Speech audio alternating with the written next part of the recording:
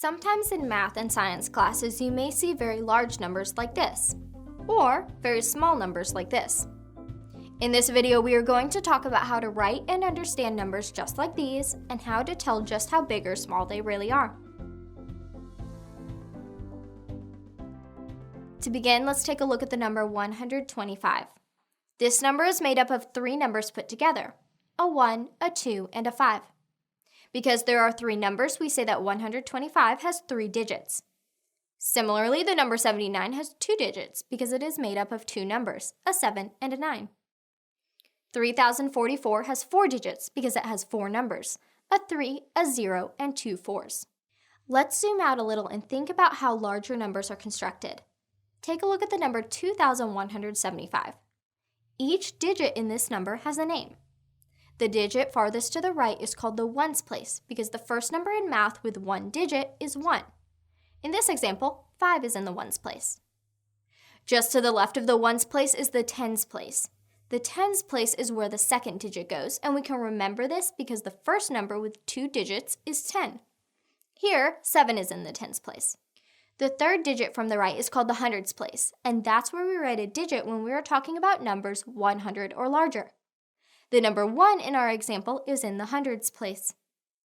The fourth digit from the right is called the thousands place, and that's where we write a digit whenever we are talking about numbers 1,000 or larger. In this example, the number 2 is in the thousands place. For numbers that are 1,000 or larger, the digits can become a little trickier to read. To help organize the digits, we use commas after every third digit from the right. For numbers in the thousands, we place a comma after the thousands place.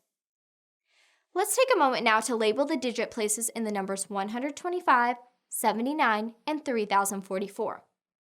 For the number 125, what place is the number 5 written in?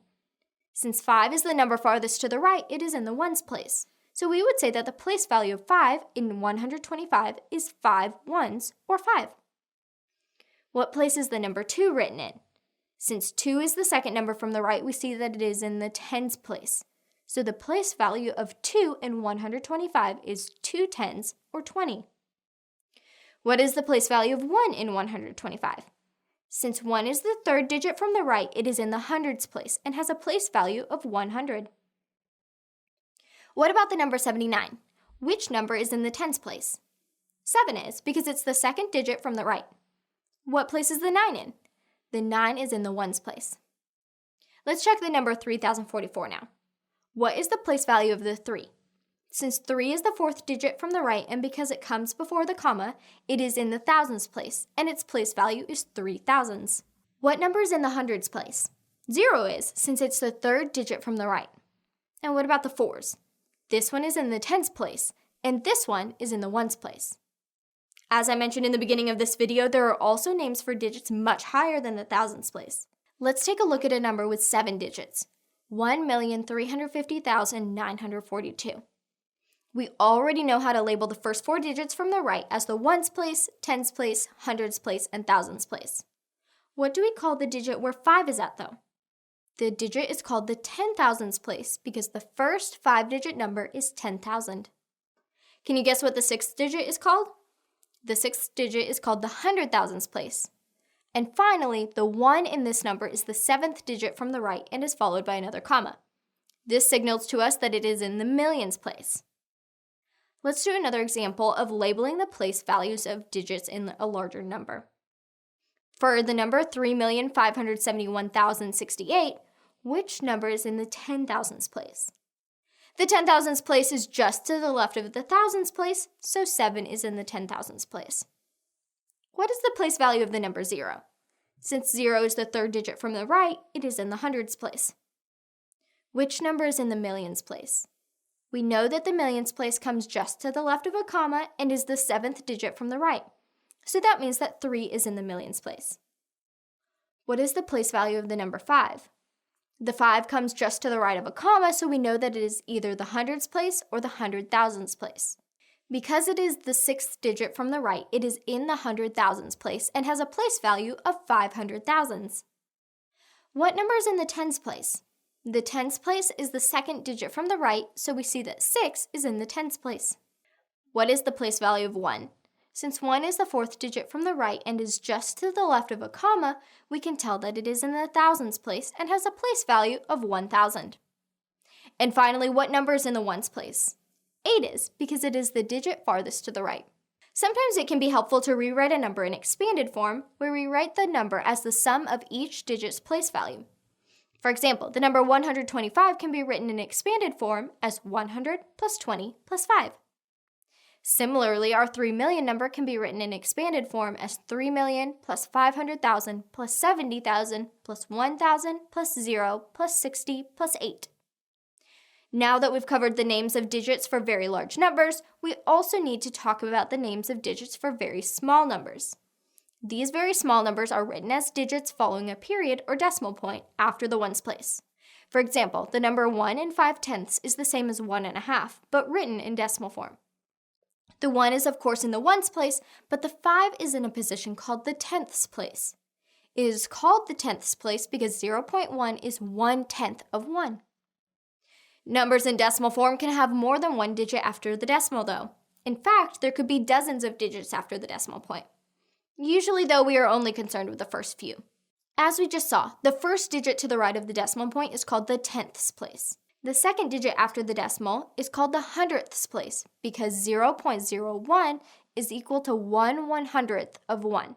And the third digit after the decimal is called the thousandths place. It is very important to include the TH when talking about digit names after a decimal because the TH distinguishes them from a digit name to the left of the decimal. Let's do one more example. Label the digits in the number 18 and 725 thousandths. We know that the first number 1 is in the tens place and that the 8 is in the ones place because these two numbers come before the decimal point. 7, 2, and 5 come after the decimal, so they are going to have positions in the tenths, hundredths, and thousandths places. Why do we classify numbers? Why do we give them names like integers, irrational numbers, or negative numbers? For the same reason we classify anything. We want to make sure that everyone has an understanding of what specific numbers are called and what they mean. After all, there's a difference between 25 and negative 32 and 4 to the 6th power. In this Mometrics video, we'll provide an overview of numbers and their classifications. Numbers are our way of keeping order. We count the amount of money we have. We measure distance. We use percentages to indicate a sale. Numbers are an integral part of our everyday existence, whether they are whole numbers, rational numbers, or the first type of numbers we're going to look at, real numbers. A real number is any value of a continuous quantity that can represent distance on a number line. Essentially, it's any number you can think of. 50 is a real number. 1 billion is a very large real number. Real numbers encompass 3 classifications of numbers, which we'll talk about in a little bit. Whole numbers, rational numbers, and irrational numbers are all real numbers.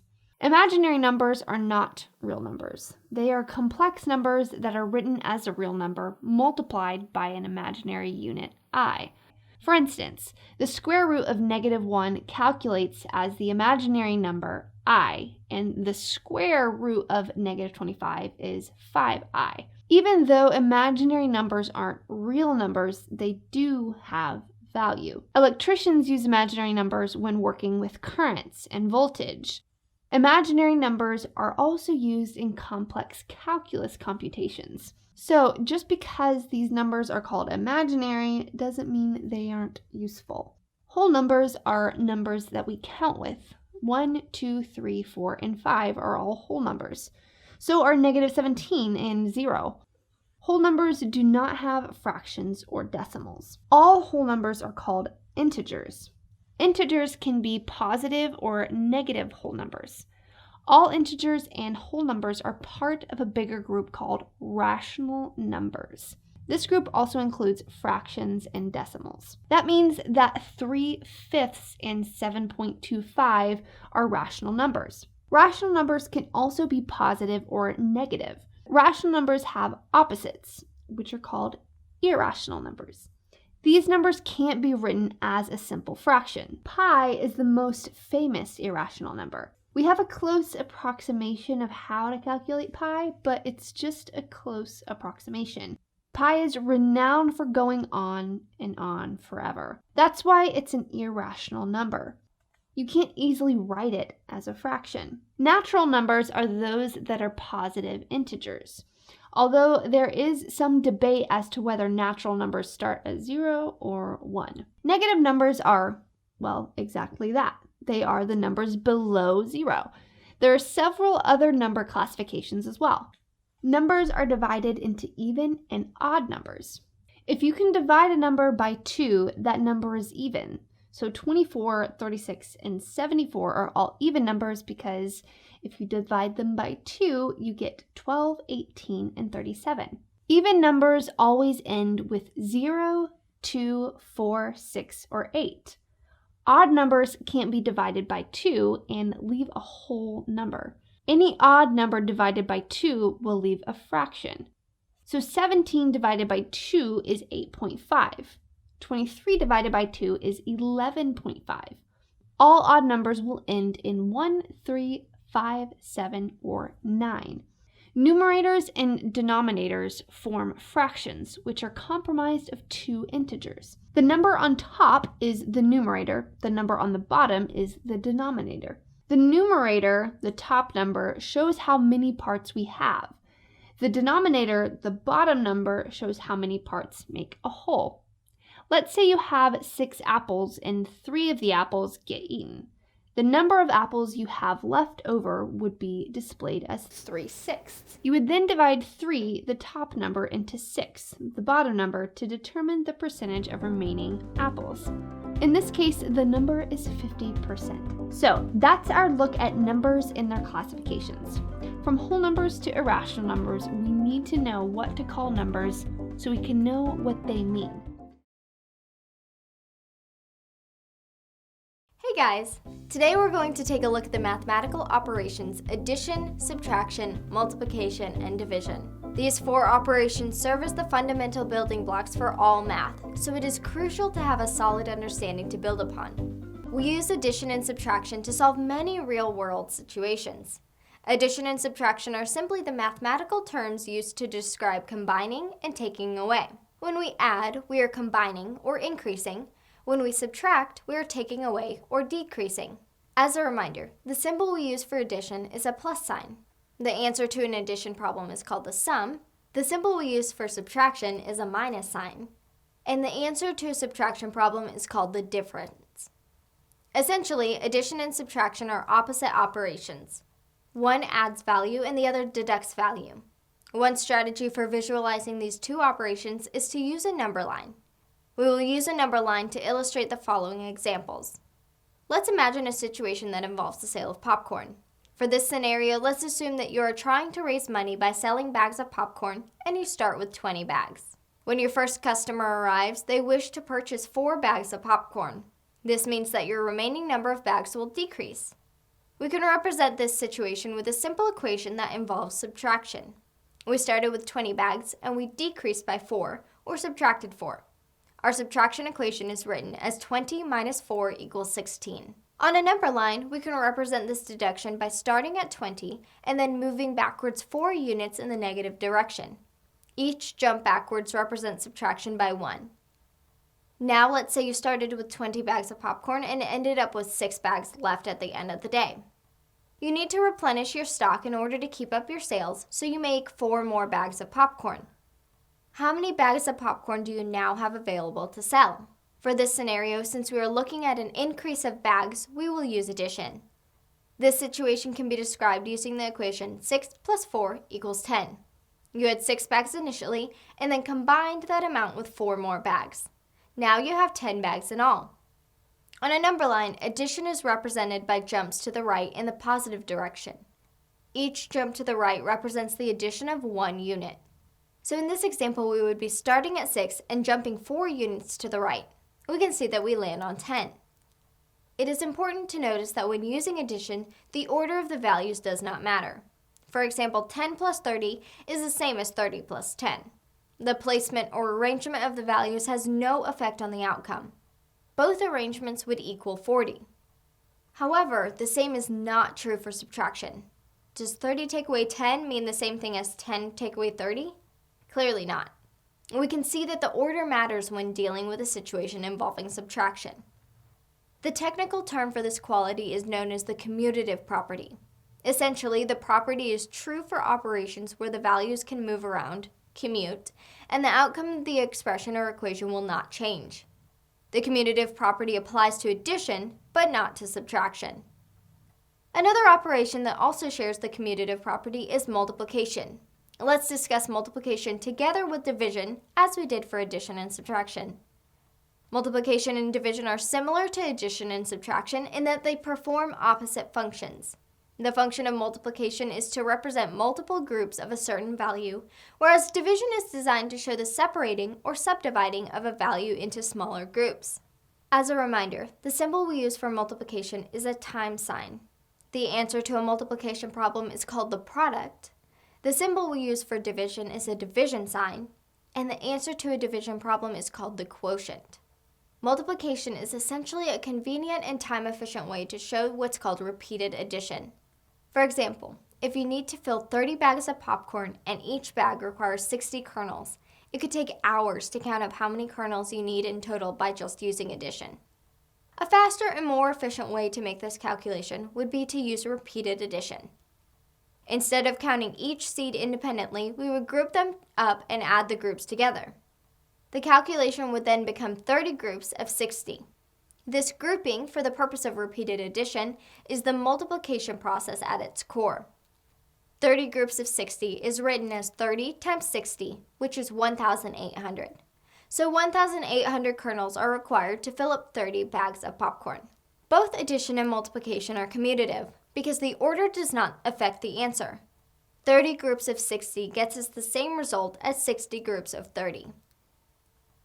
Our last operation, division, can be considered multiplication's opposite. When we use division, we are essentially splitting up a large group into smaller subgroups. For our popcorn example, we can use division to answer the following question. How many bags of popcorn can I make using 1,800 kernels if each bag requires 60 seeds? This situation requires us to divide the large value, 1,800, into groups of 60. Each smaller subgroup will now represent a bag of popcorn. 1,800 divided into groups of 60 is represented as 1,800 divided by 60. In this case, the answer is 30. So 30 bags of popcorn can be made with our 1,800 kernels. As you can see, division is not commutative because the order of the values plays a crucial role in determining the answer. 1,800 divided by 60 is not the same thing as 60 divided by 1,800.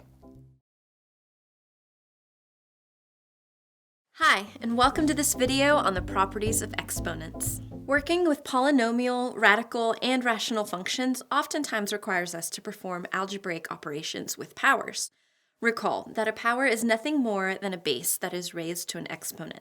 So let's take a look at the properties of exponents that are used to simplify algebraic expressions with powers. The product of powers property applies to powers with the same base. When asked to multiply powers with the same base, simply add the exponents. For example, b squared times b cubed equals b to the fifth.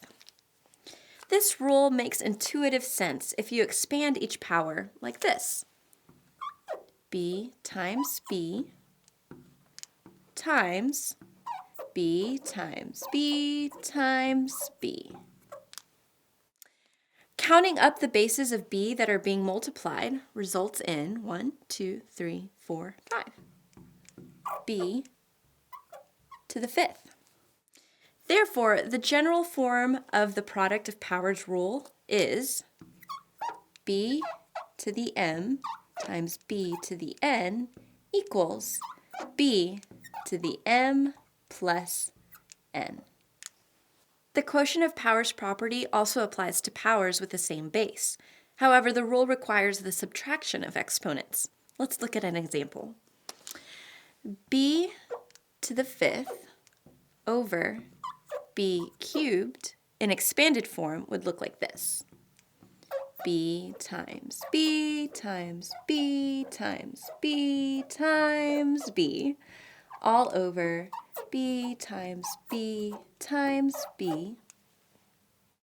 Canceling out common factors of b from the numerator and the denominator would simplify to be b squared. The quotient of powers property allows a quicker, more efficient result. Simply subtract the exponent of the denominator from the exponent of the numerator.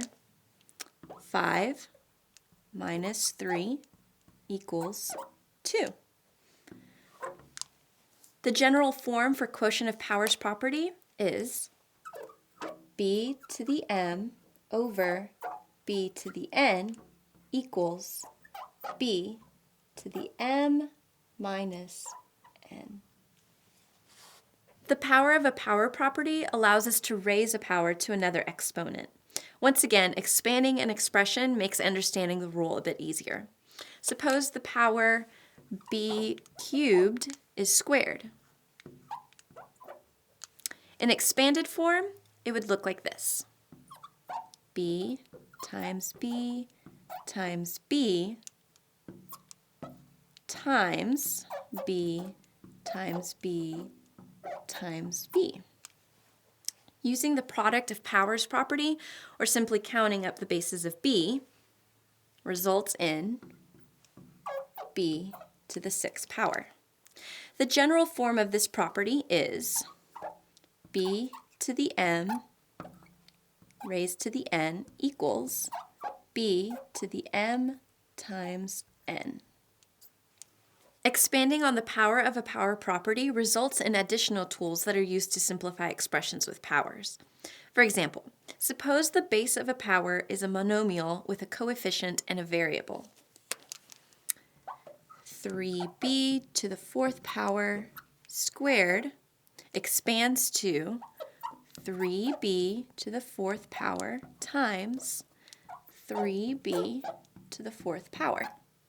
Rearranging the factors to group the coefficients and the powers with the same base, b, and simplifying gives us 3 times 3 times b to the 4th times b to the 4th equals 9b to the 8th.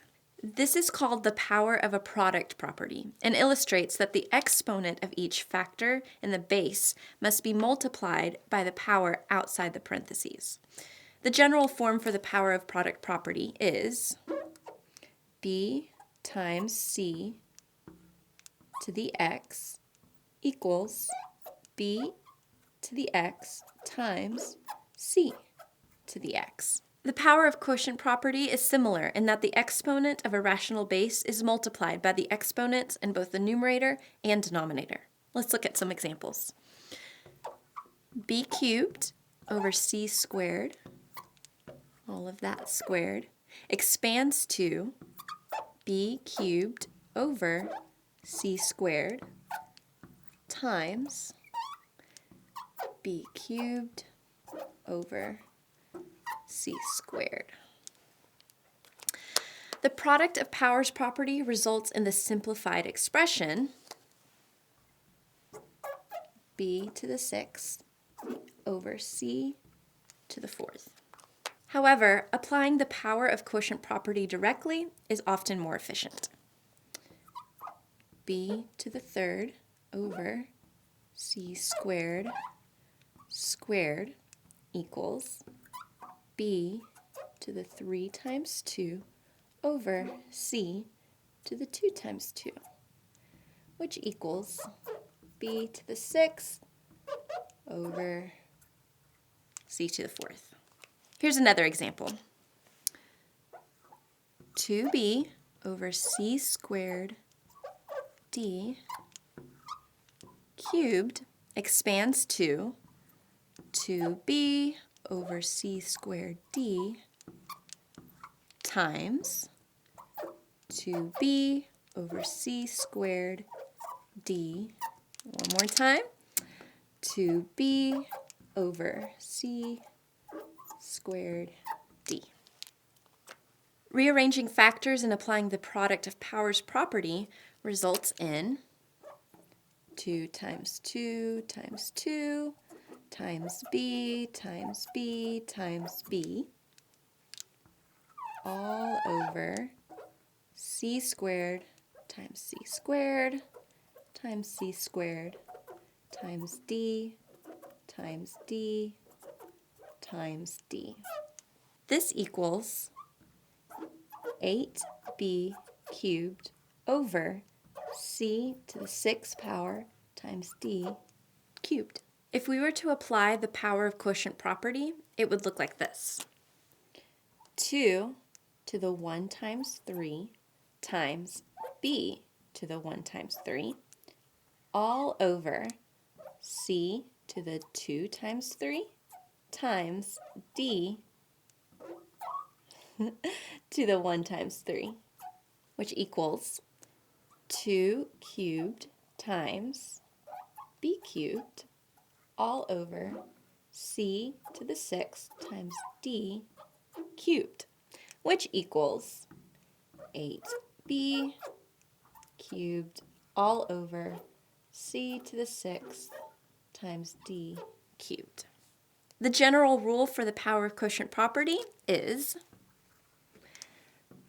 b over c to the x equals b to the x over c to the x. As you can see, these rules are essential in simplifying expressions within our work with various algebraic functions. Now, I know what you're thinking. What does this phrase actually mean? Quite a bit, actually, because that saying provides the key to remembering an important math concept: the order of operations. The order of operations is one of the more critical mathematical concepts you'll learn because it dictates how we calculate problems. It gives us a template so that everyone solves math problems the same way. Let's start off with a simple question. What is an operation? An operation is a mathematical action. Addition, subtraction, multiplication, division, and calculating the root are all examples of a mathematical operation. Let's take a look at this problem. Looks easy, right? Well, it wouldn't be so easy if we didn't understand the order in which the math operation occurs. If we didn't have rules to determine what calculations we should make first, we'd come up with different answers. Should you start by subtracting 4 minus 6 and then multiplying by 7? No. The order of operations tells us how to solve a math problem. And this brings us back to Aunt Sally. Operations have a specific order, and this is what "Please Excuse My Dear Aunt Sally" helps us to understand. It's an acronym PEMDAS, or PEMDAS, that tells us in which order we should solve a mathematical problem. So first is please, which stands for parentheses. So we solve everything inside of the parentheses first. Then E, excuse, which is for exponents. We solve that after we solve everything in a parentheses. Multiplication, which is the my, and this happens from left to right. And then division, which is the dear, which also happens left to right. And then we have addition and subtraction, which also happens from left to right. And this is Aunt and Sally. Okay, so now that we know the order of operations, let's apply it to our problem that we have here and solve. So let's kind of go down our list. We don't have parentheses and we don't have exponents, but we do have multiplication. So we do that before we do any addition and subtraction. So let's go ahead and multiply 7 times 4. That gives us 28. And now we're subtracting 6, which gives us 22. Now let's look at another problem. Without the operations, you could calculate this as 7 plus 7, which is equal to 14, times 3, which is equal to 42. And this would be wrong. Remember, you multiply before you add. Therefore, the equation should look like this.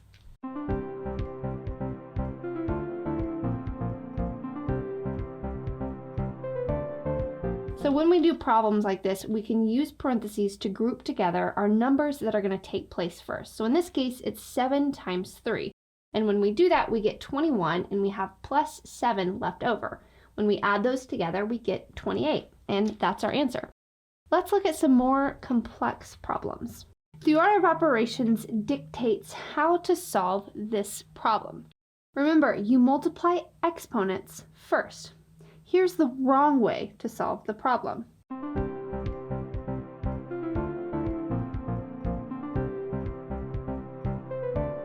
Why is that wrong? Because you violated the order of operations. You do not multiply first. You perform an operation on the exponent first. This is how it should be done.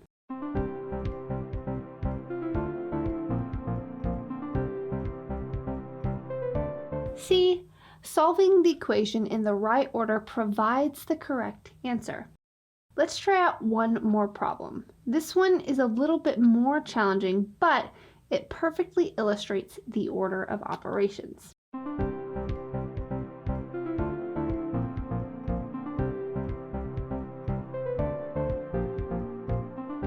Remember the order. What do we do first? The number inside the parentheses. So 8 times 6 is equal to 48. Then we subtract 15, and that gives us 33. Here's how the problem looks now.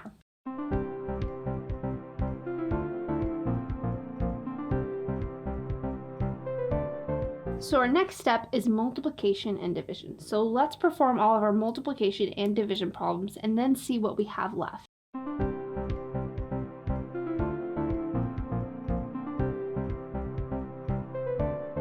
Now we finish with addition and subtraction. So here's what we have. And our answer is 37. There is an exception. If an equation only has one expression, you don't have to follow the order of operations. Here are some examples of single expressions. 10 plus 10. Well, there are no other operations, so you just know to go ahead and add them together and you get 20. Same thing with subtraction, multiplication, or division. All of those are single expressions. Hey guys, welcome to this Symmetrics video on fractions. Fractions can be simple or complex. In this video, we'll cover different types of fractions and how to add fractions with different denominators. So, what is a fraction? A fraction is a part of a whole, which means a fraction can never be a whole number. Think of it like this. Our circle is divided into 8 equal pieces. Let's say 3 pieces were filled in. That means that 3/8 of our circle is filled in. The top number is called the numerator. And our bottom number is called the denominator. When saying fractions out loud, the denominator will usually be spoken as the ordinal version of the number. You would say 1/8 instead of 8, or 1/3 instead of 3. Let's take a look at a list of our denominators and see how we would say them.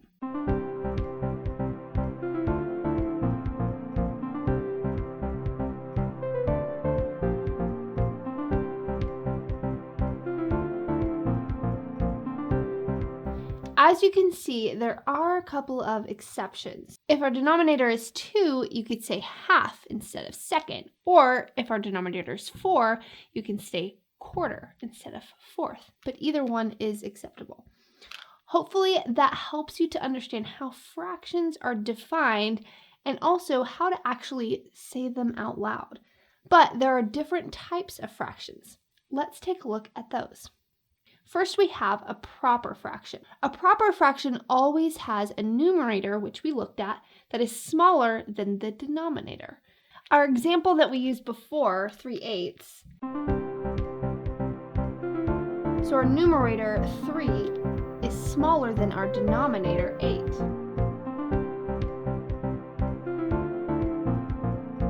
Some other examples of proper fractions include 4/5,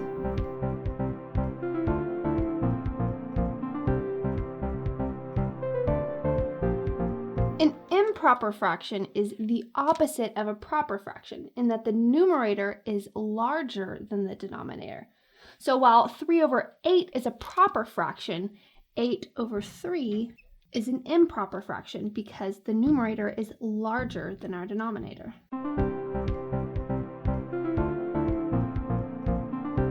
Improper fractions are always equal to or greater than 1.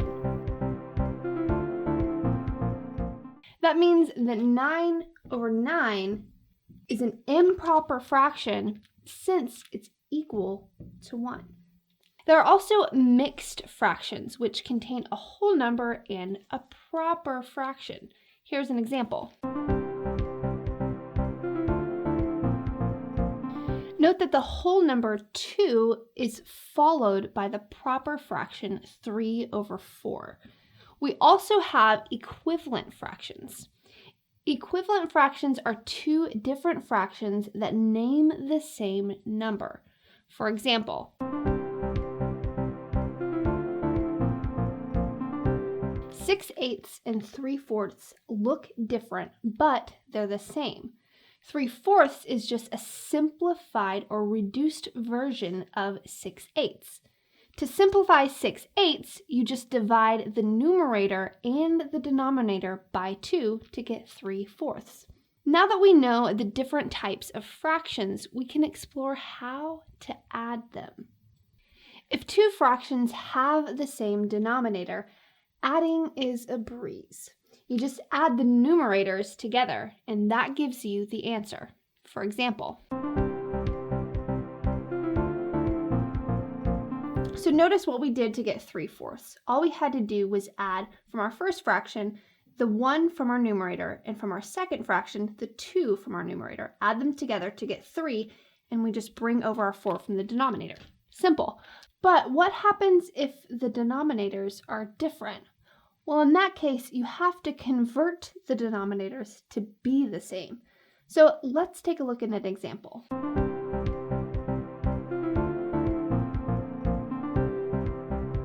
You can't really simplify 3/8 into anything that would easily add with 1/2, but we can do something with 1/2 that we could easily add with 3/8, and that's multiplying 2 by 4, which would give us 8. But whatever we do to our denominator, we also have to do to our numerator. So that would look like this. So our equation now becomes 3/8 plus 4/8 equals 7/8. Subtraction works the same way. If you're subtracting fractions with the same denominator, you can just subtract the top numbers, like in this example.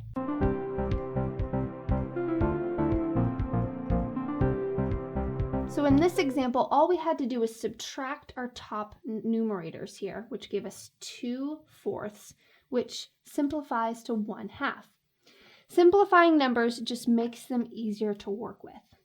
But if you're subtracting with a different denominator, you have to make the denominators match. For example, so in this example, 3/8 minus 1/4 is equal to x. We're kind of looking at a same issue like we did over here. We need our denominators to match. So we need to find out what can we do to make our denominators match. Well, in this case, we can multiply 4 times 2. But remember, we have to do the same thing that we do to the denominator, we must do to our numerator. So we can multiply it times 2, and then here's what we get.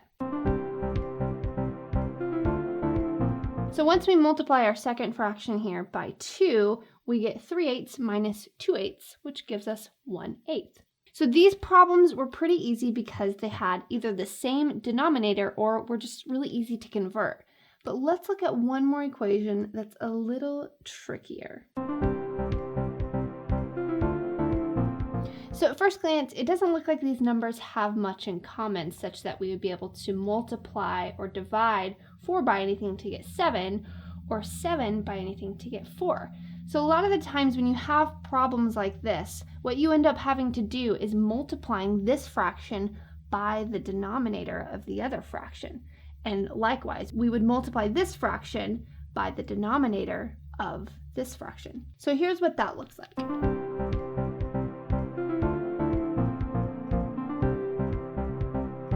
So after our multiplication, we end up getting a common denominator, which is 28. So now all we have to do is add our numerators together, which that gives us 45 over 28.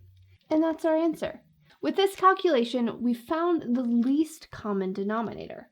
The least common denominator is the smallest common number between denominators. Anytime you perform a calculation with different denominators, you must find the least common denominator to solve the problem. It's been said that a picture is worth 1,000 words. This is true of the many different ways that data can be transformed into visual representations for easier interpretation. Data in and of itself can be difficult to explain, but when it is carefully organized, patterns can be revealed, or it may become apparent that no patterns exist. Either way, both results are meaningful. Advances in technology enable us to collect and track data like never before. An interpretation of data is simplified with the use of graphs. Data is collected for many reasons, ranging from simple consumer surveys to track preferences, to election polling to predict the winner of a political office. Graphs are used to make that data easier to digest or comprehend. Before we get to the graphs, you should know that there are different types of data that can be collected. The first one we'll talk about is qualitative data. This data would result from a survey that groups respondents by category. For example, you can survey students in your school and ask them to report their eye color, gender, area code, and favorite movie type. These categories provide information for your study. In this case, maybe you're wondering whether there is a relationship between the number of blue-eyed sci-fi fans living in a particular area code. Well, you may be able to detect a pattern in the counts, or percentages, of qualitative data by category. Graphs that are used to depict qualitative data are pie charts and bar graphs. A pie chart looks exactly like what you might expect, a pie. A circle representing 100% of a particular variable of interest is divided into categories. Segments of the pie represent a percentage of the whole. Pie charts can also show counts.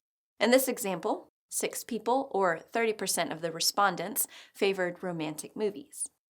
Bar charts also show counts or percentages by category, but in a different way. It looks like a city in the distance with skyscrapers at varying heights. This bar chart shows categories on the horizontal axis with the associated counts on the vertical axis. Next, we have pictographs. As the name suggests, a pictograph provides visual context. Visual cues and images are used to represent the data, and keys are provided to tell you what each image or symbol represents. In this survey of student fruit preference, apples took the lead with 20 students reporting them as their favorite. Another type of data that can be collected is known as quantitative. Unlike qualitative data, you can do math with quantitative data because it is numeric in nature. For example, what if you're interested in the average AP statistics score of the graduating class of your high school? Gathering reliable data may be the trickiest part of your study, but a histogram can relay trends in the results with precision. A histogram resembles a bar graph, with the exception of spaces between the bars. There's a range of numeric values displayed on the horizontal axis, and the counts of students are displayed on the vertical axis. The pattern of scores may appear somewhat symmetric, which is typically referred to as normally distributed. This would suggest that most students scored in the middle of the range, and that there were some high achievers and others who were not so successful. A histogram could also show a skew to the right or left, which may reveal information about overall student understanding. Scatter plots show data points for 2 quantitative variables on the same graph. The pattern revealed could show an association between the 2 variables. The data is analyzed with respect to direction, form, and strength. Direction can be positive if a rising pattern is seen in the data, or negative if a falling pattern is seen. The form of the scatter plot identifies whether the data appears somewhat linear, curved, or cone-like in shape. Strength associates how tightly the points are gathered. An example of a strong positive, somewhat linear pattern could be revealed in a scatter plot of shoe size versus height of male high school students. Because typical male students continue to grow during the high school years, the data for all male students would likely show underclassmen data points at the lower end of the scatter plot and upperclassmen represented at the higher end. Data points that do not fit a recognizable pattern are referred to as outliers. Finally, a scatter plot with no pattern at all is also of interest to prove no association between the two variables. Regression analysis can be performed on scatter plot data that has been characterized as strong linear in shape and either positive or negative in direction. This regression line serves as a predictive model only for estimating other points of interest within the range of the data set. Line graphs are very useful to recognize how patterns in data sets change over time. Unlike a linear regression model that runs through a set of points, a line graph connects the data points. The graph of mobile phone sales over time shows an overall increasing pattern. However, there was a noticeable dip in the sales between 2011 and 2012. Graphing multiple variables together in a line graph can also be very informative. For example, suppose temperature and rainfall amounts in a particular region were graphed simultaneously. As can be seen, contrasting weather patterns are revealed. Finally, stem and leaf charts contain actual data values. The pattern revealed is similar to that of a bar chart that has been rotated clockwise 90 degrees. The stem of the chart lists the digits of an indicated place value vertically. In this example, the stem represents the tens of a data set of ages. The leaves branch outward with the digits of the ones place for each age in the data set. A key should always be part of the graph so the data can be interpreted correctly. This data set shows a pattern that seems to be skewed left towards the younger ages. There are 19 people under 20 and only 7 people over 50. Thanks for watching and happy studying.